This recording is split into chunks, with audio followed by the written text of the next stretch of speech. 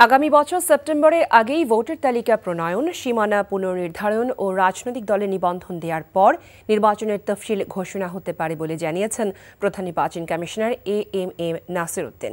সুষ্ঠু নির্বাচন ও দুর্বৃত্তায়ন রোধে কমিশনের ক্ষমতা বৃদ্ধি চান সিইসি। তবে সদ্য ক্ষমতাচ্যুত আওয়ামী লীগের নির্বাচনে অংশগ্রহণ নিয়ে আদালতের সিদ্ধান্ত মেনেই কাজ করা হবে বলে তিনি জানান। নিয়ামুল আজিজ সাদিকের রিপোর্ট। বিতর্কিত দ্বাদশ জাতীয় সংসদ নির্বাচনের 7 মাসের মাথায় দেশ ছেড়ে পালিয়ে যেতে বাধ্য হন স্বৈরাচারী প্রধানমন্ত্রী শেখ হাসিনা। অগাস্টে ডক্টর মোহাম্মদ ইউনূসের নেতৃত্বাধীন অন্তর্বর্তী সরকার গঠনের পর 21 নভেম্বর গঠিত হয় নির্বাচন কমিশন। এরই মধ্যে ত্রয়োদশ জাতীয় সংসদ নির্বাচনের প্রস্তুতি পর্বের কাজ পুরোদমে শুরু করেছে নির্বাচন কমিশন।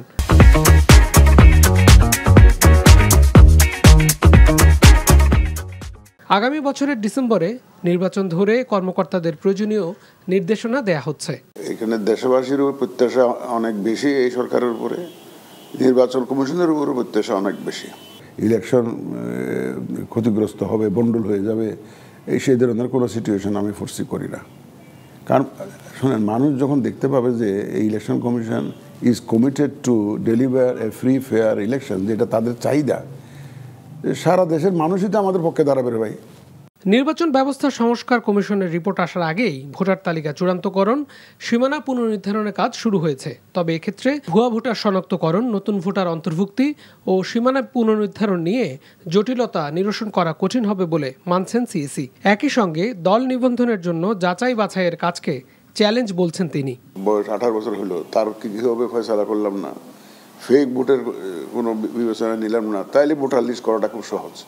মৃত ভোটার তালিকার থেকে বাদ যাক, এটা সবাই চাচ্ছে। সুতরাং এই ভোটার তালিকায় হাল নাগাদ করাটা আমাদের জন্য চ্যালেঞ্জ ইনডিড, বাট আমরা কাজ করে যাচ্ছি।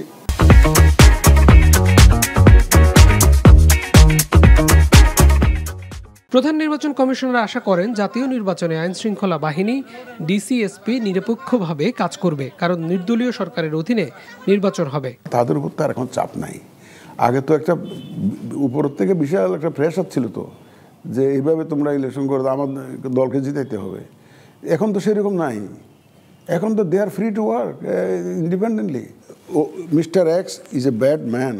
যখন আমি কাজকর্ম দেখবো, কদিন দিন যাবে, তার কাজ দেখবো, শুনবো চারিদিকে, তখন বুঝবো যে এই লোকটা ভালো না খারাপ। নির্বাচন কমিশনকে শক্তিশালী করতে সংস্কার কমিশনের সুপারিশ বাস্তবায়ন করা হবে বলেও জানান CEC.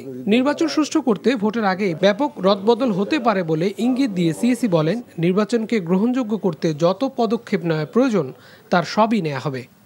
Niamul Aziz Sadiq, NTV news, Dhaka. চাকরি পেয়ে গেছি। চাকরি? আপনার কি কোনো কমন সেন্স নেই? আপনি একটা মানুষের বাসায় ঢুকে পড়ছেন কিভাবে? বাসায় প্রবেশের কি নিষেধ আছে নাকি? এই অসময়ে ছাদে আসার কারণ কি? নতুন করে কারো প্রেমে পড়লেন নাকি? আমি আকাশ দেখছিলাম, আকাশ দেখতে দেখতে হারিয়ে গেলাম, হঠাৎ করে আপনি আসলেন।